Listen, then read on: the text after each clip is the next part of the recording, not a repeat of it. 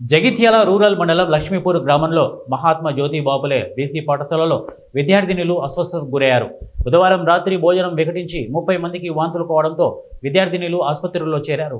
6 విద్యార్థినులకు తీవ్ర అస్వస్థత కావడంతో డిఎంహెచ్ఓ ఆదేశానుసారం మాతా శిశు ఆసుపత్రిలో చేర్పించి మెరుగైన చికిత్స అందిస్తున్నారు. జిల్లా ఆహార నియంత్రణ అధికారి అలాగే పాఠశాలలను సందర్శించి ఆహార పదార్థాల శాంపిల్స్ సేకరించారు.